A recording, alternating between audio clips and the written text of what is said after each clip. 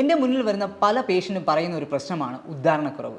അവർ വന്ന് പറയുന്ന ഒരു വിഷയമാണ്, ഡോക്ടറെ എനിക്ക് ഉദ്ധാരണക്കുറവ് തുടങ്ങിയിട്ട് 1 വർഷമായി, അല്ലെങ്കിൽ 2 വർഷമായി, 6 മാസമായി. ഈ കാര്യം പറയുമ്പോൾ അവരുടെ കണ്ണിൽ കാണുന്നത് വല്ലാത്തൊരു ഭയവും വല്ലാത്തൊരു വേദനയുമാണ്. ഈ കാര്യം പറയുന്നത് ഈ ഉദ്ധാരണക്കുറവ് പ്രശ്നമല്ല, പക്ഷേ ഇത് എൻ്റെ ഭാര്യയ്ക്ക് അറിയത്തില്ല. ഇത് അറിഞ്ഞു കഴിഞ്ഞാൽ ഞാൻ എന്ത് ചെയ്യുമെന്നുള്ളൊരു ടെൻഷൻ, ഒരു ഭയം. ഇത് എൻ്റെ ജീവിതത്തെ എൻ്റെ ശാരീരികമായിട്ട് അഫക്റ്റ് ചെയ്യുന്നതിനേക്കാൾ എന്നെ മാനസികമായിട്ടാണ് വളരെയധികം അഫക്റ്റ് ചെയ്യുന്നത്. വീട്ടിൽ കൃത്യസമയത്ത് എനിക്ക് പോകണമെന്ന് തോന്നുന്നില്ല. ഭാര്യയുമായിട്ട് കൂടുതലായിട്ട് സംസാരിക്കാൻ കഴിയുന്നില്ല. സംസാരിച്ച് കഴിഞ്ഞാൽ ഞാനിത് പറഞ്ഞു പോകുമോ എന്നുള്ളൊരു പേടിയുണ്ട്. ഇത് അവരറിഞ്ഞു കഴിഞ്ഞാൽ അവരെങ്ങനെയാണ് ഇത് എന്നെ എടുക്കുക, അല്ലെങ്കിൽ അവർക്ക് ഇതെങ്ങനെയായിരിക്കും എന്നെ ട്രീറ്റ് ചെയ്യുക എന്നുള്ളത് വല്ലാതെ എന്നെ അഫക്റ്റ് ചെയ്യുന്നുണ്ട്. ഇതിൽ നിന്ന് തുടങ്ങി എനിക്കൊരു വല്ലാത്തൊരു പേടിയാണ്. എനിക്ക് ഈ എൻ്റെ വിവാഹ ജീവിതം അല്ലെങ്കിൽ എൻ്റെ ദാമ്പത്യ ജീവിതം ഒരു സന്തോഷമായിട്ട് കൊണ്ടുപോകാൻ കഴിയുമോ എന്ന് അവർ എന്നോട് ചോദിക്കുന്നുണ്ട്. വിവാഹ ജീവിതം ഡൈവോഴ്സ് ആകുമോ എന്നുള്ള പേടി കൊണ്ടാണ് ഞാനിപ്പോൾ ഡോക്ടറിൻ്റെ മുന്നിലിരിക്കുന്നത്. എന്തെങ്കിലും ഒരു പരിഹാരം പറഞ്ഞു തരാൻ പറ്റുമോ എന്ന് ചോദിച്ചുകൊണ്ട്. ഇതിന് പരിഹാരം പലപ്പോഴും നമ്മളിൽ തന്നെയുണ്ട്. നോക്കാം. ഞാൻ doctor Sujith, naturopathy physician, Prana hospital, കൊല്ലം.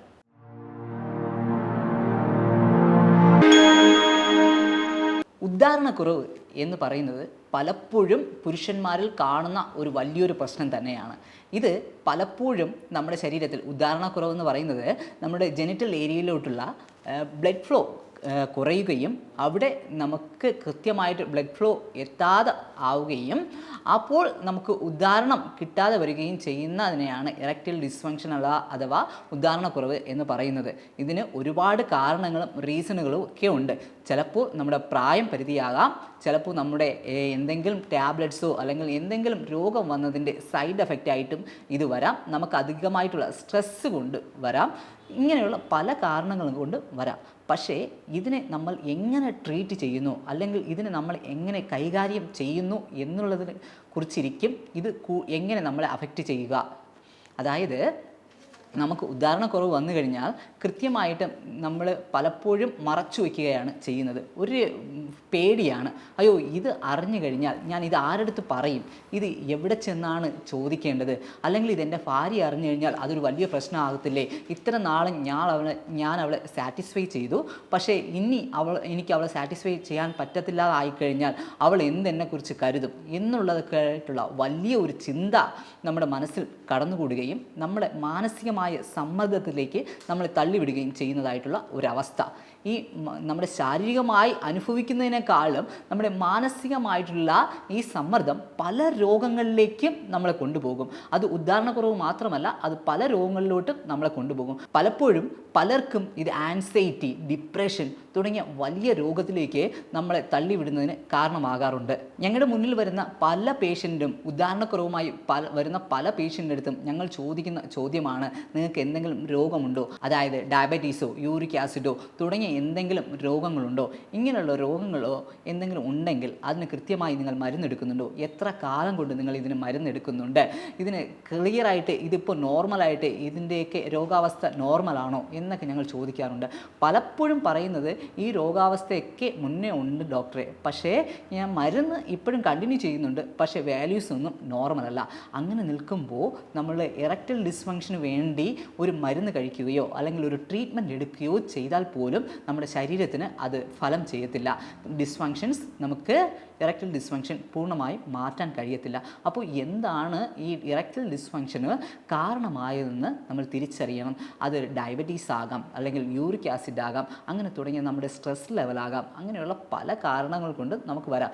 ഈ കാരണത്തെ ആദ്യം കൃത്യമായിട്ട് നമ്മൾ മനസ്സിലാക്കി കഴിഞ്ഞാൽ അതിനെ ട്രീറ്റ് ചെയ്യുന്നതിനും വളരെ ഈസി ആയിരിക്കും. അതിന് ആദ്യം നിങ്ങൾ ചെയ്യുന്നത്, തുടക്കത്തിൽ തന്നെ നിങ്ങൾക്ക് ഒരു ഡിസ്ഫങ്ഷൻസ് അല്ലെങ്കിൽ ഇറക്റ്റൈൽ ഡിസ്ഫങ്ഷൻസ് സ്റ്റാർട്ട് ചെയ്യുകയാണെങ്കിൽ, ഒരു ഉദാഹരണക്കുറവ് സ്റ്റാർട്ട് ചെയ്യുന്ന ആ സമയത്ത് തന്നെ നിങ്ങൾ തൊട്ടടുത്തുള്ള ഫിസിഷ്യനുമായിട്ട് ഒരു കൺസൾട്ടേഷൻ ചെയ്യുക. കൺസൾട്ടേഷൻ ചെയ്യുമ്പോൾ തന്നെ ഫിസിഷ്യന് മനസ്സിലാവും ഇതുകൊണ്ടാണ് ഡിസ്ഫങ്ഷൻ വന്നതെന്ന്. അപ്പോഴത്തേക്കും നിങ്ങൾക്ക് ആ ട്രീറ്റ്മെൻറ്റ് സ്റ്റാർട്ട് ചെയ്യുകയും വളരെ വേഗത്തിൽ തന്നെ ഇതിനൊരു സൊല്യൂഷൻ കിട്ടുകയും ചെയ്യും. അത് വിട്ടിട്ട് അയ്യോ ഇനി ഞാൻ ഇത് ആരെടുത്ത് പറയും, ഇങ്ങനൊരു അവസ്ഥ എനിക്ക് വന്നു പോയല്ലോ, അല്ലെങ്കിൽ ഞാനിത് എത്ര നാൾ, അല്ലെങ്കിൽ ഇത് ബാക്കിയുള്ളവർ എന്നെക്കുറിച്ച് എന്ത് ചിന്തിക്കും എന്ന് കരുതിയിട്ട് നിങ്ങൾ വെച്ചുകൊണ്ടിരിക്കുകയാണെങ്കിൽ നിങ്ങളുടെ ഈ ഇറക്ടൽ ഡിസ്ഫങ്ഷൻസിൻ്റെ ദൈർഘ്യം കൂടുകയും നമ്മുടെ ദാമ്പത്തിക ജീവിതത്തെ വളരെയധികം ഇത് ബാധിക്കുകയും ചെയ്യും.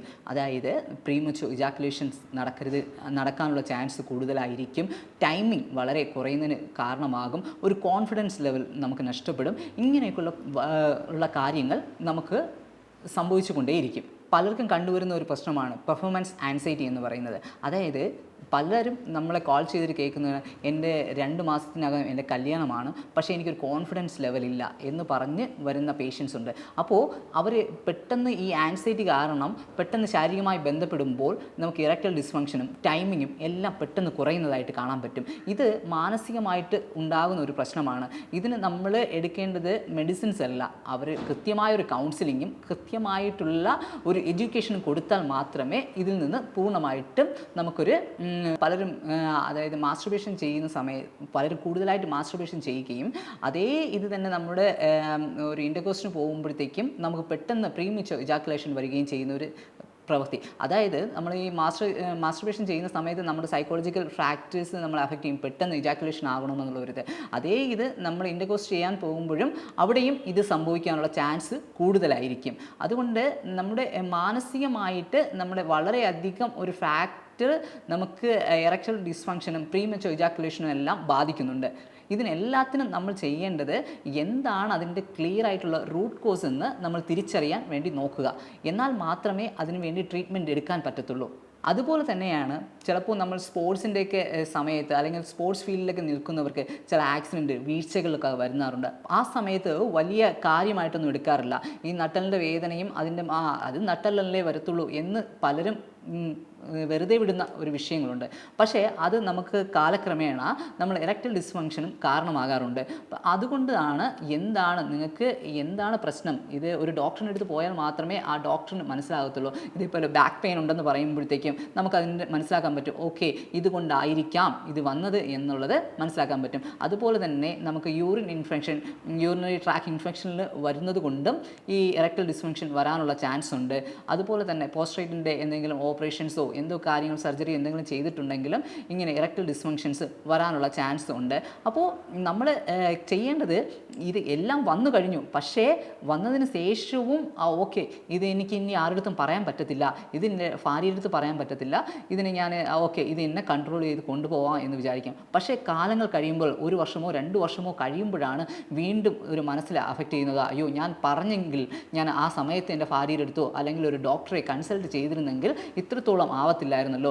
ആദ്യം ചെറുതായിട്ട് അല്ലെങ്കിൽ നമ്മൾ പലരും പറയുന്നൊരു വിഷയമാണ്, പല പേഷ്യൻ്റ് വന്ന് ഞങ്ങളുടെ അടുത്ത് പറയുന്നൊരു വിഷയമാണ്, ആദ്യമെല്ലാം ഓക്കെ ഡിസ്ഫങ്ഷൻ ഉണ്ടായിരുന്നു പക്ഷേ അത്രത്തോളം ഒന്നും ഇല്ലായിരുന്നു ഡോക്ടറെ, ഒരു ചില സമയങ്ങളിൽ മാത്രമായിരുന്നു ഡിസ്ഫങ്ഷൻസ് എനിക്ക് ഫീൽ ആകുന്നത്.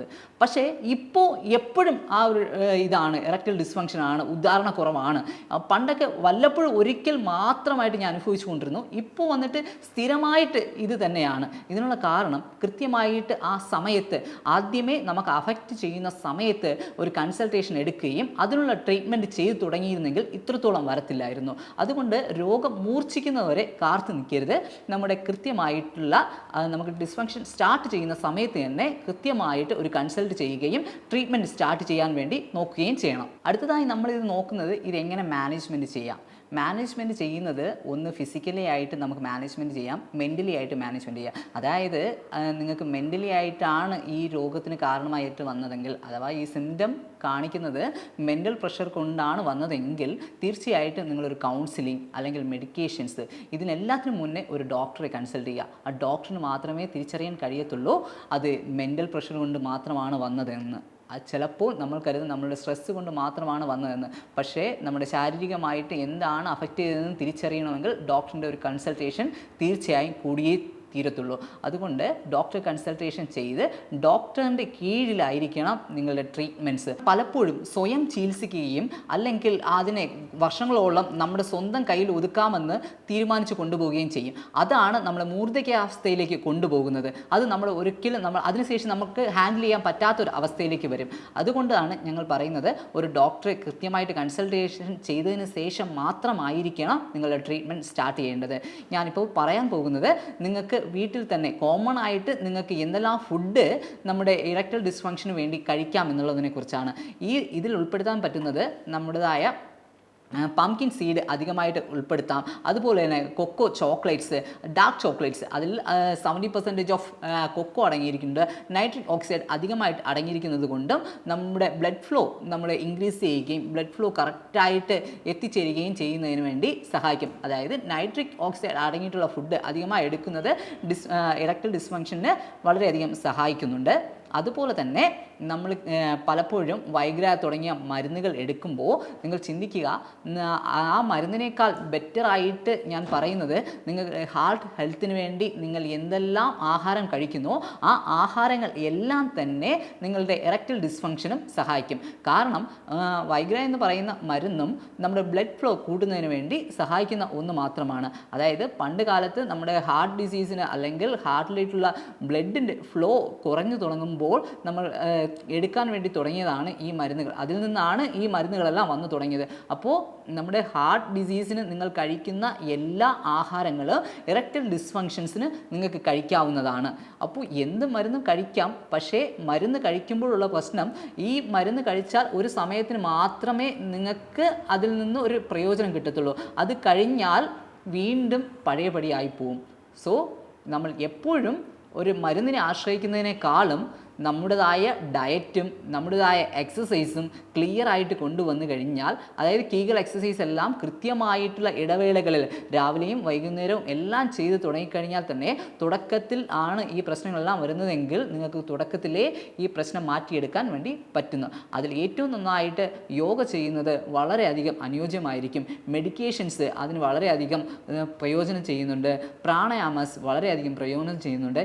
ഈ കാര്യങ്ങളെല്ലാം ഒന്ന് ഓർത്ത് വെച്ച് കൃത്യമായിട്ട് ഒരു ഡോക്ടറിൻ്റെ കൺസൾട്ടേഷനും കൗൺസിലിംഗ് കൂടെ ആകുമ്പോഴത്തേക്കും നിങ്ങളുടെ ഇറക്ടൽ ഡിസ്ഫങ്ഷന് പൂർണ്ണമായിട്ടും ഒരു വിരാമം കുറിക്കാവുന്നതാണ്. ഈ കാര്യങ്ങളാണ് ബേസിക്കലി ഒരു ഇറക്ടൽ ഡിസ്ഫങ്ഷൻസ് അനുഭവിക്കുന്ന വ്യക്തികളോട് ഞങ്ങൾക്ക് പറയാനുള്ളത്. എന്തെങ്കിലും ഉദാഹരണക്കുറവിനുമായിട്ടുള്ള കൂടുതലായി അറിയുന്നതിന് വേണ്ടിയോ ട്രീറ്റ്മെൻറ്റിന് വേണ്ടിയോ താഴെ കാണുന്ന നമ്പറുമായി നിങ്ങൾക്ക് ബന്ധപ്പെടാവുന്നതാണ്. വീണ്ടും നല്ലൊരു വീഡിയോയുമായി കാണാം. നമസ്കാരം.